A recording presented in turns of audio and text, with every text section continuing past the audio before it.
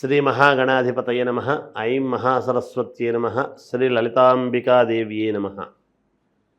రాశిఫలాల కార్యక్రమంలో భాగంగా జూలై నెల అంతా కూడా 12 రాసుల వాళ్లకు ఎలా ఉండబోతుంది, ఈ మాసం అంతా కూడా ఏ ఏ రాశి వాళ్లకు ఎటువంటి ఉపయోగాలు జరగబోతున్నాయి అనేటువంటి దాని గురించి ఇప్పుడు మనం తెలుసుకుంటున్నాము.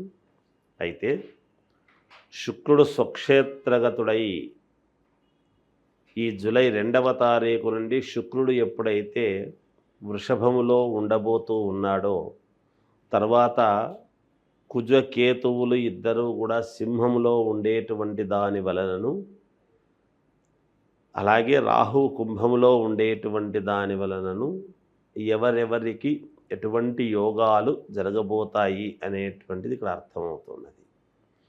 ఈ గ్రహాల యొక్క మార్పు సందర్భాన్ని బట్టి జరిగినప్పుడల్లా మన జీవితంలో కూడా వాళ్ళ పర్సనల్ జాతకాల్లో కూడా మార్పులు జరుగుతాయి, గోచార ఫలితాల యొక్క రీత్యా. అయితే ఎవరైనా సరే ప్రతి మాసము కూడా, అంటే ప్రతిరోజు మనకు ఏం జరగాలనో ఎగ్జైట్మెంట్ అనేది ఉంటుంది కాబట్టి వాళ్ళ వ్యక్తిగతమైనటువంటి జాతకాలను పరిశీలన చేసుకోవాల్సినటువంటి అవసరము, ఆవశ్యకత ఉంటుంది. మీకు నచ్చిన గురువుల దగ్గరికి రెగ్యులర్గా కాంటాక్ట్ అయ్యేటువంటి వాళ్ళ దగ్గర కానీ మీ సౌకర్యాన్ని బట్టి మీరు సంప్రదించవచ్చును. ఇప్పుడు ఇలా ఉంది అంటున్నారు, ఇది నిజమా అబద్ధమా ఏమిటి తెలుసుకోవచ్చు. తెలుసుకొని దానికి తదనుగుణంగా మీరు కనుక ముందుకు అడుగులు వేశారు అంటే చాలా యోగదాయకంగా ఉంటుంది అనేటువంటిది ఒకటి. ఈ శుక్రుడి యొక్క శుక్రగ్రహము వలన చాలా యోగాలు జరగబోతున్నాయి అన్ని రాసుల వాళ్లకు కూడా, శుక్రుడు స్వక్షేత్రగతుడై ఉండేటువంటి దాని వలన అనేది ఒకటి.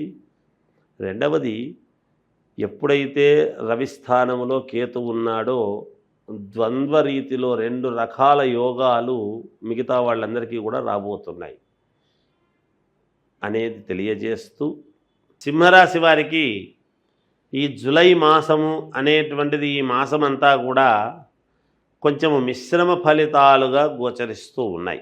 పూర్తి ఇబ్బందులు ఉంటాయి అని చెప్పటానికి లేదు, కానీ దగ్గరి వరకు కొన్ని వచ్చి మీరు చేసుకునేటువంటి పనులలో దగ్గరి వరకు వచ్చి కొన్ని సఫలీకృతులు కావటము, కొన్ని దగ్గరి వరకు వచ్చి తప్పిపోవటము లాంటివి జరిగే పరిస్థితులు ఉన్నాయి. కొంత ఇబ్బందులు అనేటువంటివి ఉన్నప్పటికీ కూడా అవసరానికి ధన సహాయం అనేటువంటిది ఏదో రూపకముగా మీకు లభిస్తుంది. ధనం మాత్రం ఖచ్చితంగా మీ చేతికి వచ్చి తీరుతుంది గాక. ఆరోగ్య విషయంలో శ్రద్ధగా ఉండటం చాలా అవసరము. అశ్రద్ధ చేయకండి. ఎందుకంటే మానసికమైనటువంటి ఒత్తిడితో సమయానికి భోజనము లేకపోవటము, సమయానికి నిద్ర లేకపోవటం అనేటువంటిది ఏర్పడవచ్చును. తద్వారా ఆరోగ్య పరిస్థితుల్లో తేడా వచ్చే అవకాశము ఉంటుంది. కాబట్టి సింహరాశి వాళ్లకు ఖచ్చితముగా దాని గురించి ఎక్కువ ఆలోచన చేయకుండా దైవానికి వదిలిపెట్టేసి ఎలా ఉంటే అలా జరుగుతుంది అని ముందుకు వెళ్ళండి. ధైర్యంతో తప్పకుండా మీకు విజయం లభిస్తుంది గాక. అలాగే వాహన ప్రయాణాలలో కొంచెము జాగ్రత్తగా అప్రమత్తముగా ఉంటే మంచిది. కాస్త నెమ్మదిగా వెళ్ళండి. వాహనాల్లో వెళ్ళేటప్పుడు అతి స్పీడుగా వెళ్ళటం అనేటువంటిది శ్రేయోదాయకం కాదు. నెమ్మదిగా వెళితే మంచిది. వృత్తి ఉద్యోగాలలో అధికారుల నుండి కొంత విమర్శలు అనేటువంటివి ఎదుర్కొనే పరిస్థితికి వచ్చినప్పటికీ మళ్ళీ దాన్ని సమన్వయము చేసుకొని ముందుకు వెళ్ళి యోగవంతముగా మీరు గడపటానికి అవకాశాలు చేస్తారుగాక. వ్యాపారము పరముగా కొంత గందరగోళ పరిస్థితులు అనేటువంటివి ఏర్పడవచ్చును. ఎందుకు గందరగోళ పరిస్థితులు అంటే, ఇప్పుడు పార్ట్నర్షిప్ ఉన్నారనుకోండి, సమయానికి ఆయన డబ్బు పెట్టకపోవటము లేదా డబ్బు వాడుకోవటము, మరి ఎలా నడుస్తాయి వ్యాపారము, నేను ఒకడిని ఎక్కడ పెట్టాలి అనేటువంటి ఆలోచన రావటము, లేదా పెట్టడానికి మీకే ఆర్థికమైనటువంటి ఇబ్బంది కాస్త కలిగి తర్వాత పెడదాంలే అని అనుకొని పార్ట్నర్తో మీరు కాస్త మాట పడడం లాంటివి కానీ, ఇలాంటివి ఏవైనా కొంచెము గందరగోళ పరిస్థితులు అనేటువంటివి తెలుస్తూ ఉన్నాయి. ఇది మన నుంచి అయినా వాళ్ళ నుంచి అయినా. ఏది భాగస్వామ్యమైనటువంటి వ్యాపారాలు చేస్తున్నప్పుడు. భాగస్వామ్యం కాదండి, నేను ఒకడినే చేస్తూ ఉన్నాను అన్నప్పుడు మీరు అనుకున్నంత శుభ ఫలితాలు కాకుండా శుభ ఫలితాలు తక్కువ రావటానికి ఒకవేళ దోహదపడవచ్చునేమో.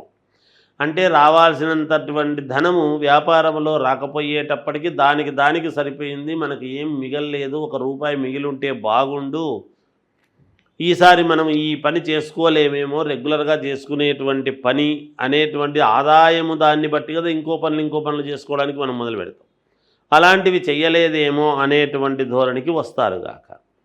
తొందరపాటు నిర్ణయాలు చేయటం వలన నష్టాలు ఎదుర్కొనేటువంటి పరిస్థితి ఉన్నది కాబట్టి కొంచెము జాగ్రత్తగా ఆలోచన చేసి మీకు అనుకూలమైనటువంటి వ్యక్తుల దగ్గర వీటి గురించి చర్చ చేసి ఒక నిర్ణయం తీసుకుంటే మీకు బాగుంటుందిగా. బంధుమిత్రులతో మాట పట్టింపులు అనేటువంటివి వస్తాయి. గృహ నిర్మాణ పనులు మందకొడిగా సాగటం అనేటువంటిది జరుగుతుంది. అంటే ఒక ఇల్లు కొనాలన్నా, గృహము కొనుక్కోవాలి అన్నా కాస్త నెమ్మదిగా చూద్దాంలే, ఫైలు నెమ్మదిగా నడుస్తుంది గాక.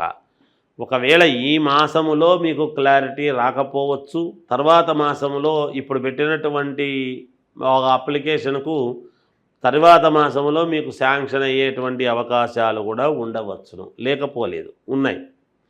కనుక సింహరాశి వాళ్లకు ఏమిటి అంటే చిన్న చిన్న అవమానాలు, మనక్లేశం లాంటివి ఉంటాయి. అయినా మీరు చెప్పింది చెప్పినట్టుగా కొంతమందికి ఎవరికైనా ఏదైనా చెయ్యాలి అనుకుంటే చేసేటువంటి పరిస్థితులు వస్తాయి, చేసేస్తారు.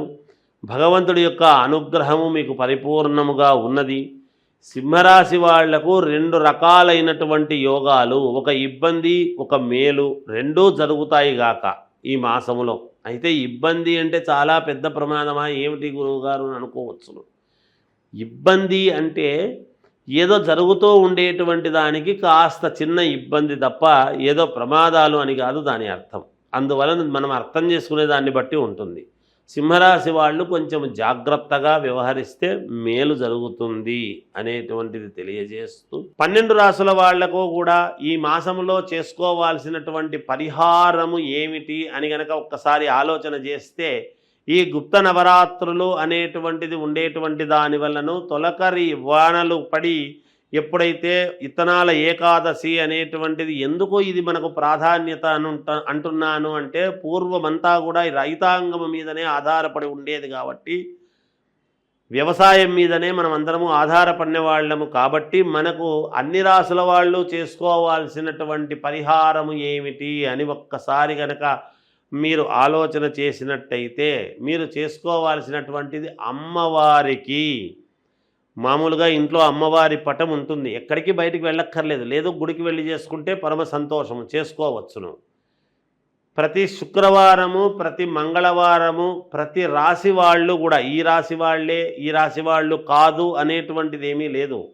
12 రాసుల వాళ్ళు కూడా ప్రతి మంగళవారము, ప్రతి శుక్రవారము సాయంకాలము రాత్రి 10 గంటల లోపల మీరు చేయవలసినటువంటిది ఏమిటంటే, కాళ్ళు చేతులు కడుక్కున్న తర్వాత ఒక అమ్మవారి పటం ముందు కానీ, లేదా అమ్మవారిది విగ్రహం ఉంటే విగ్రహం ముందు కానీ కాసేపు ఒక్క 10 నిమిషాల పాటు కూర్చొని, 10 నిమిషాలు మాత్రమే కూర్చొని 5 తమలపాకులు, 5 ఒక్కలు, 5 పసుపు కొమ్మలు పెట్టి రాత్రిపూట, ఎందుకంటే గుప్త నవరాత్రులు అనేటువంటివి జరిగి ఉంటాయి కాబట్టి రాత్రికి చాలా ప్రాధాన్యత ఉన్నదని తెలియజేస్తున్నాను నేను మీ పనులు కావడానికి.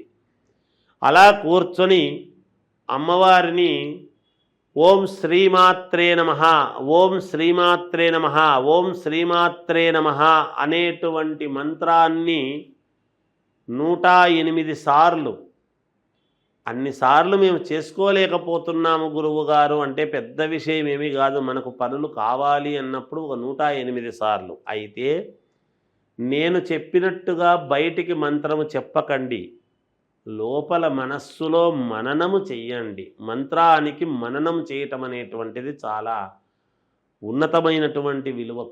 నేను బయటికి చెప్పకపోతే మననం చేస్తే మీకు ఎలా అర్థమవుతుంది? ఏదో గురువుగారు మూగ భాష చెప్పినారని అనుకుంటారు. అలా అనుకోకూడదని నేను బయటికి చెప్పాను. నిజానికి మంత్రాలు బహిర్గతం చేయరాదు. అందుకనే ఉపదేశం అంటారు, చెవులో చెప్పాలి. అయితే ఇప్పుడున్నటువంటి పరిస్థితుల దృష్ట్యా యావత్తు ప్రపంచానికి ప్రసార మాధ్యమాల ద్వారా వీళ్ళు ఎంతో ఉన్నతముగా అందరికీ తెలియాలి అనేటువంటి తాపత్రయంతో చేస్తున్నందుకు గాను ఆ యొక్క దీన్ని మీరు సద్వినియోగం చేసుకుంటారు అనేటువంటిది అనుకుంటూ ఈ యొక్క ఇది మీరు చేస్తే మీకు మేలు జరుగుతుంది అని తెలియజేస్తూ జయోస్తు.